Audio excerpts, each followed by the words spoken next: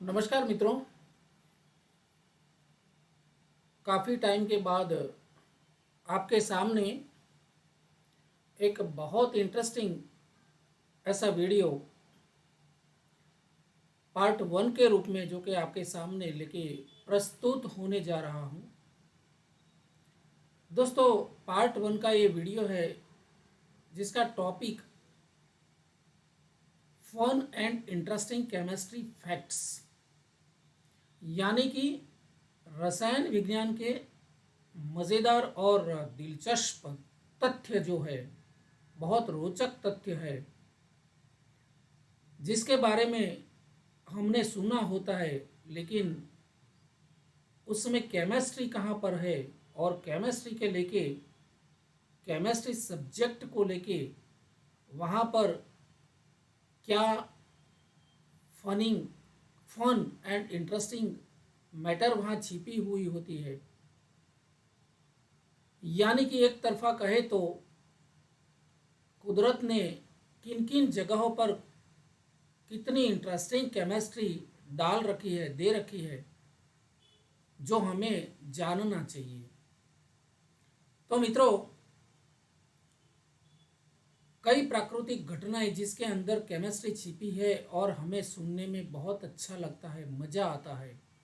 इतनी अच्छी chemistry, facts के आधारित, तथ्यों के ऊपर आधारित जो केमिस्ट्री है, जिसे हम सबको जानना चाहिए। तो ये लेके मैं आपके सामने थोड़े कुछ उदाहरण लेके प्रस्तुत होने जा रहा हूँ। दोस्तों, वीडियो एंड तक देखिए, क्योंकि इस वीडियो में आपको बहुत मज़ा आने वाली है, बहुत इंटरेस्ट होने वाला है। तो मेरी एक रिक्वेस्ट ज़रूर है आप सबको कि वीडियो को एंड तक देखें। तो दोस्तों, शुरू करता हूँ वीडियो की सबसे पहली स्लाइड। उसमें थोड़ी कुछ बात करूँ रसायन विज्ञान के तथ्यों के बारे में। जानने का आनंद लेने के लिए हमें वैज्ञानिक होने की आवश्यकता बिल्कुल नहीं है। यानी कि एक तरफा बोलूँ तो अगर हम विज्ञान के विषय में कुछ जानते हैं या बीएससी की है, साइंस का आप स्टूडेंट हो, तब भी ये एंजॉय कर सकते हैं, ऐसा कुछ नहीं है। हर कोई व्यक्ति कुदरत की इस छिपी हुई घटनाओं में, केमिस्ट्री कहाँ पर है और इंटरेस्टिंग केमिस्ट्री फैक्ट उसके पीछे क्या है, ये जानने का अधिकार सबको है। दोस्तों, ये एक आकर्षक विज्ञान जो कि असामान्य ज्ञान से भरा है, असाधारण ज्ञान से भरा है, इसलिए हमें जानना चाहिए। तो दोस्तों, कुछ मज़ेदार और बहुत दिलचस्प रसायन विज्ञान तथ्यों के आधारित ऊपर जो है वो आपके सामने प्रस्तुत करता हूँ। दोस्तों, ये जानिए, ये जिसको हम पारा बोलते हैं, और केमिस्ट्री की लैंग्वेज में अगर मैं बात करूँ तो ये मर्क्यूरी कहा जाता है। तो दोस्तों, मर्क्यूरी ये है और ये है ब्रोमीन, यानी कि ब्रोमीन वाटर। ये दोनों पीरियोडिक टेबल में अगर आप देखें तो ये दोनों एलिमेंट एक ऐसे एलिमेंट है जो कि है तो वो ठोस तत्व, यानी कि उसको जिसे हम बोलते हैं ठोस, हिंदी में बोलते हैं, अगर गुजराती में बोले तो घन तत्व जिसको बोलते हैं, और इंग्लिश में अगर बात करूँ तो सॉलिड स्टेट बोलते हैं। लेकिन कुदरत की करामत ये है कि ये दोनों ठोस तत्व यानी कि घन तत्व जो है, जो कमरे के तापमान के ऊपर तरल स्वरूप धारण करते हैं, यानी कि प्रवाही स्वरूप में हमेशा रहते हैं।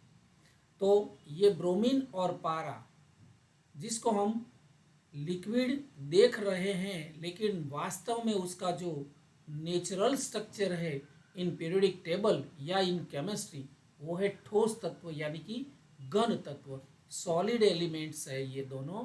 फिर भी हमें ये कमरे के यानी कि नेचुरल टेम्परेचर के आसपास वो दोनों तरल यानी कि प्रवाही स्वरूप में रहते हैं।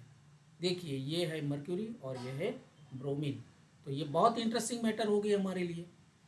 दूसरी बात है, ये गैलियम 85 एटॉमिक नंबर है जिसका पीरियोडिक टेबल के अंदर gallium is a simple metal.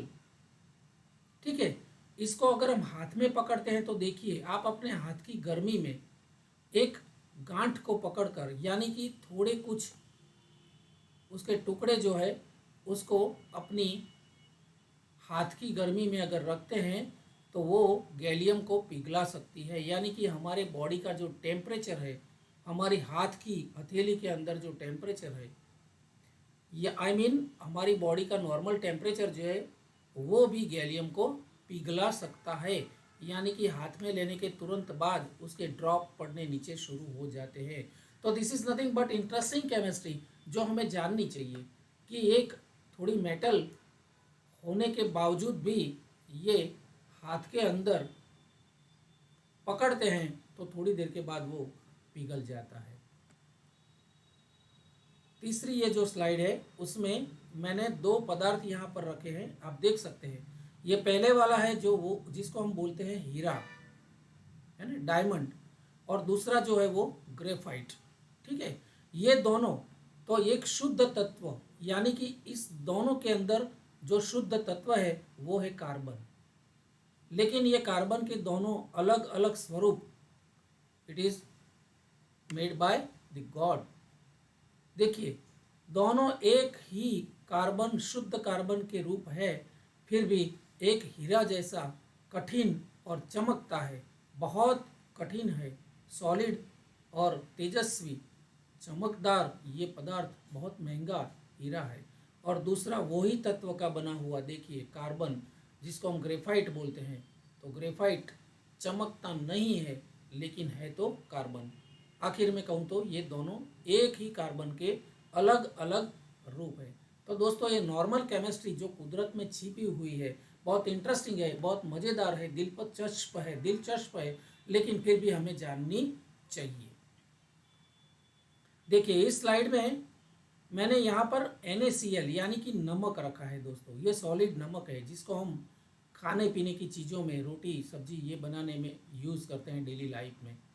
लेकिन यहाँ पर मज़ेदार बात यह है, हमें जानना चाहिए कि औसत वयस्क मानव शरीर में शरीराश, यानी कि थोड़ा कुछ एजेड जो मानव शरीर है, औसत वयस्क मानव शरीर, उसमें लगभग 0.4 पाउंड या फिर 200 ग्राम जिसको बोलते हैं उतना नमक होता है ह्यूमन बॉडी के अंदर। समझो, ये भी बहुत इंटरेस्टिंग एक मैटर है। ये दोस्तों देखो, कई रेडियोधर्मी तत्व वास्तव में अंधेरे में चमकते हैं। हम बहुत दूर दूर तक आकाश में देखेंगे तो स्टार भी चमकते हैं। कई पीरियोडिक टेबल में ऐसे एलिमेंट्स हैं जो रेडियो एक्टिव एलिमेंट्स से जाने जाते हैं। वो सभी रेडियो एलिमेंट तत्व जो हैं वो सारे अंधेरे में इस तरह से चमकते हैं। और आजकल विज्ञान टेक्नोलॉजी का जो ज़्यादा डेवलपमेंट होने के बाद उसका यूज़ डिफरेंट टाइप ऑफ जो ऑब्जेक्ट्स है, सुख सुविधाएं, भौतिक सुविधाएं जिसको हम बोलते हैं, ये वॉच है, डिफरेंट टाइप की वॉच, बहुत सारे जो ऑब्जेक्ट बनते हैं आजकल बाज़ार में, ये सभी में ये रेडियो एक्टिव पदार्थ हम यूज़ करते हैं जो अंधेरे में चमकते हैं। तो दिस इज़ इंटरेस्टिंग केमिस्ट्री। देखो, ये दोस्तों आवर्त सारणी है जिसको हम इंग्लिश में बोलते हैं पीरियोडिक टेबल। पूरा पीरियोडिक टेबल, यहाँ हाइड्रोजन से लेके लॉरेंशियम तक आप जाएंगे, जितने भी 114 या जितने भी एलिमेंट्स है वो सारे एलिमेंट्स में आप इंग्लिश ABCD जो है, ये ABCD के जितने भी अक्षर हैं ABCDEFG वो सारे यूज़ हो रहे हैं। इसमें सारे ABCD मिल जाएगा आपको। लेकिन एकमात्र अक्षर ABCD में ऐसा है जो J बोलते हैं हम, J, कैपिटल J, उसके ऊपर कोई भी एलिमेंट अभी तक नहीं दिख रहा है।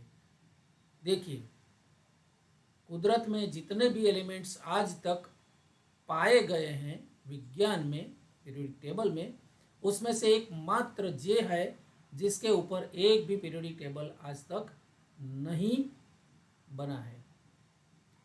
ये बहुत इंटरेस्टिंग केमिस्ट्री है दोस्तों। ये भी पीरियोडिक टेबल है, बहुत सारे एलिमेंट इसमें मैंने दे रखे हैं आपको बताओ, लेकिन यहाँ पर मैंने ये रेड मार्क किया हुआ एस्टेटिन है, इसके बारे में क्या है? तो ये एकमात्र ऐसा एस्टेटिन है जो पृथ्वी की पोपड़ी में सबसे दुर्लभ और प्राकृतिक रूप से पाया जाने वाला तत्व एस्टेटिन हो सकता है। सबसे दुर्लभ प्राकृतिक रूप से, यानी कि पृथ्वी की पोपड़ी में डायरेक्टली जो हमें मिलता है ऐसे एलिमेंट्स में एकमात्र एस्टेटिन है, बहुत दुर्लभ है। और दिलचस्प बात यह है कि संपूर्ण भूपटल में, पूरी पृथ्वी का जितना भी भूपटल है उसमें लगभग कुल मिला के 28 ग्राम तत्व मौजूद है, यानी कि बहुत रेयर एलिमेंट, सबसे दुर्लभ प्राप्त जो हो रहा है वो है एस्टेटिन। बहुत इंटरेस्टिंग बात है ये केमिस्ट्री वाले सभी लोगों के लिए। दोस्तों यहाँ पर एक बहुत अच्छी ताज्जुब वाली बात बताऊं, जब बिजली गिरती है ना, बारिश के सीजन में जब बिजली गिरती है तो बिजली गिरने से O3 यानी कि ओजोन वायु उत्पन्न होता है जो हम नहीं जानते हैं। और जो ओजोन है और वायुमंडल की ओजोन परत को वो मजबूत करता है। तो हमारे पृथ्वी के आसपास कई किलोमीटर के बाद ये प्रोटेक्टिव जो ओजोन का लेयर है, जो ये सनलाइट में से जितने भी रेडिएशन, अल्ट्रावायोलेट या फिर डेंजरस जितने भी रेडिएशन आते हैं अर्थ के ऊपर, वो सारे रेडिएशन यहाँ पर एब्सॉर्ब कर देता है। वो है प्रोटेक्टिव ओजोन लेयर, जिसके बिना पृथ्वी में हमारा अस्तित्व संभव नहीं है। अगर ये ओजोन लेयर नहीं होता तो हमारा अस्तित्व भी शायद नहीं होता। तो ऐसे सारे रेडिएशंस वाले जो बहुत डेंजरस विकिरण है उसको ये एब्सॉर्ब कर लेता है।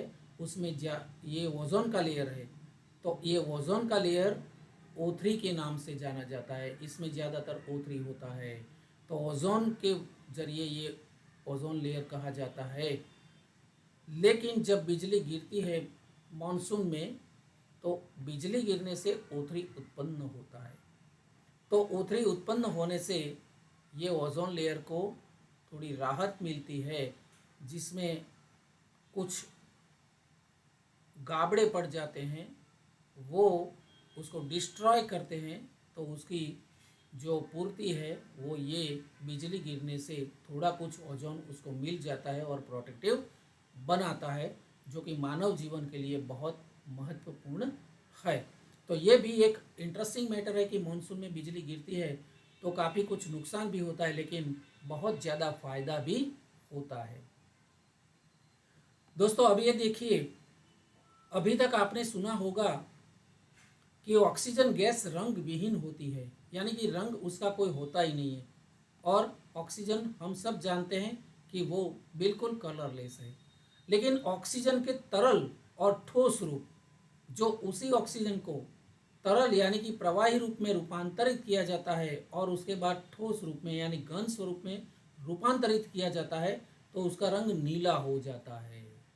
यह आपने कभी सुना नहीं होगा शायद, तो आज देख लीजिए, ये ऑक्सीजन वायु है, गैस है, रंग विदाउट एनी कलर यानी कि कलरलेस है, लेकिन उसका तरल रूप यानी कि प्रवाही रूप और घन रूप ये ऐसा नीला हो जाता है। देखिए, तो this is nothing but very interesting chemistry हमें दिखाई दे रही है। उसके बाद दोस्तों देखिए, हाइड्रोफ्लोरिक एसिड यानी कि HF, यह हाइड्रोजन है, ये फ्लोरीन है, दोनों में से बनता हुआ HF यानी कि हाइड्रोफ्लोरिक एसिड इतना संक्षारक होता है, दिस इज वेरी कंसंट्रेट, कि ये कांच को भी धुल सकता है। दोस्तों HF का जो सॉल्यूशन है उसके अंदर अगर कांच भी डाला जाए तो उसको भी धुल सकता है, यानी कि पिघला सकता है। हालांकि ये संक्षारक है, वेरी कंसंट्रेटेड, इतना सांद्र होने के बावजूद हाइड्रोफ्लोरिक एसिड एक कमज़ोर एसिड माना जाता है। रिएक्शन के जरिए अगर देखें तो इट इज़ वेरी कमज़ोर एसिड, पुअर एसिड माना जाता है। तो केमिस्ट्री वाले स्टूडेंट्स और विज्ञान वाले सभी लोगों के लिए ये बहुत इंटरेस्टिंग मैटर हो सकती है। जो अभी तक हम नहीं जानते थे वो भी इस वीडियो के जरिए आप जानोगे। दोस्तों यहाँ पर देखिए पिक्चर में मैंने बताया है ये हीलियम के गुब्बारे हवा में किस किस तरह से लहराते हैं। तो हीलियम के गुब्बारे इसलिए तैरते हैं हवा में क्योंकि हीलियम हवा से हल्का होता है, यानी कि उसका जो वेट है वो एयर यानी कि हवा से बहुत हल्का होता है। तो गुब्बारे में भर के उसको हम हवा में लहराते हैं। ये एक लोकप्रिय रसायन विज्ञान तथ्य है। तो उसके अंदर भी केमिस्ट्री छिपी हुई है क्योंकि इट इज़, है ना, उसकी जो वेट है, weight of the helium is very less than the air. ठीक है, तो ये बहुत इंटरेस्टिंग मैटर हम जान सकते हैं। दोस्तों यहाँ पर देखिए एक मैंने मधुमक्खी का यहाँ पर पिक्चर दे रखा है, चित्र दे रखा है, और ये है ततैया। ठीक है, ततैया काटने पर सूजन सूजन आ जाती है, और ये मधुमक्खी उसका हमें काटने पर भी बहुत जलन होती है। तो उसका कारण क्या है?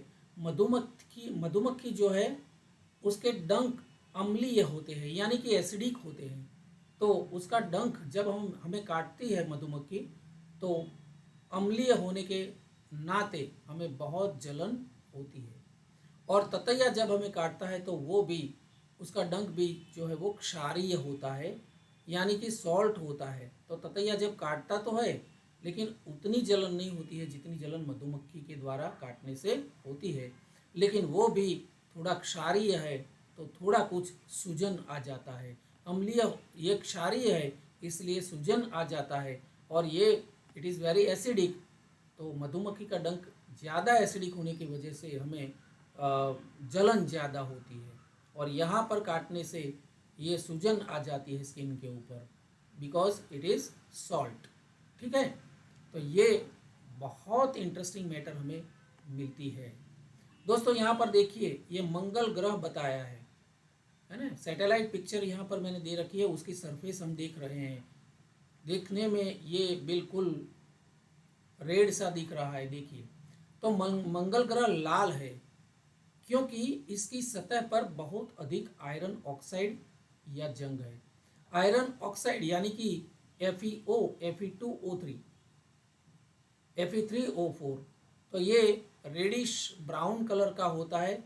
इसलिए मंगल की सरफेस के ऊपर बहुत सारा ये आयरन का ऑक्साइड पाया जाता है और नेचुरली होता है। इस वजह से मंगल ग्रह हमें दूर से लाल दिखाई देता है, नहीं कि उसकी गर्मी की वजह से। अब देखिए बहुत इंटरेस्टिंग केमिस्ट्री यहाँ पर भी छिपी हुई है। यहाँ पर ये गरम मिर्च यानी कि लाल मिर्च दिखाई है मैंने, ये हरी मिर्च है, ये लाल मिर्च है। तो लाल मिर्च के अंदर ये देखिए ये कैप्सासिन यहाँ पर केमिकल्स है, नेचुरल केमिकल, उसमें कौन सा है कंपाउंड? कैप्सासिन। ठीक है, तो ये रेड मिर्च में ज़्यादा होता है, हरी मिर्च में नहीं मिलता है। तो उसकी इफेक्ट जो है ह्यूमन बॉडी और एनिमल्स की बॉडी में क्या होती है वो आज मैं बता रहा हूँ। गर्म मिर्च को कैप्साइसिन नामक अणु से गर्मी मिलती है, ये कैप्साइसिन है। ठीक है, तो ये कंपाउंड की वजह से रेड मिर्च को गर्मी मिलती है, जबकि ये अणु मनुष्यों के सहित स्तनधारियों के लिए एक उत्तेजक रूप में कार्य करता है। पक्षियों में इस प्रभाव के लिए जिम्मेदार जो रिसेप्टर है वो नहीं होता है या फिर उसकी कमी होती है। तो पक्षियों में ये ज़्यादातर उसका जो रिएप्टर है, उसको सेंसिटिव जिसको हम बोलते हैं कि उसकी अनुभूति कराने वाला जो रिसेप्टर, वो पक्षियों में ज़्यादातर खास करके उसकी कमी होती है, और वे संपर्क से होने वाली जलन से प्रतिरक्षित है। यानी कि पक्षियों में ज़्यादातर इसका रिसेप्टर नहीं होने की वजह से उसके अंदर ये पक्षी जो है उनके लिए ये रेड मिर्च है तो वो प्रतिरक्षित है। ठीक है, तो ये बहुत इंटरेस्टिंग केमिस्ट्री केमिस्ट्री के बारे में हम सबको जाननी चाहिए। ये सारी बातें मैंने आज इस वीडियो के ज़रिए आपको बताने का प्रयास किया है। अगर ये वीडियो अच्छा लगा हो तो मेरे चैनल को बहुत बहुत लाइक, शेयर एंड सब्सक्राइब करना मत भूलिए। एंड दोस्तों, अब उसका दूसरा पार्ट जब तक ना आए तब तक आप वेट करिए। मैं बहुत जल्द इसका सेकंड पार्ट आपके सामने रखने का प्रयास करने वाला हूँ। तब तक के लिए धन्यवाद, नमस्कार।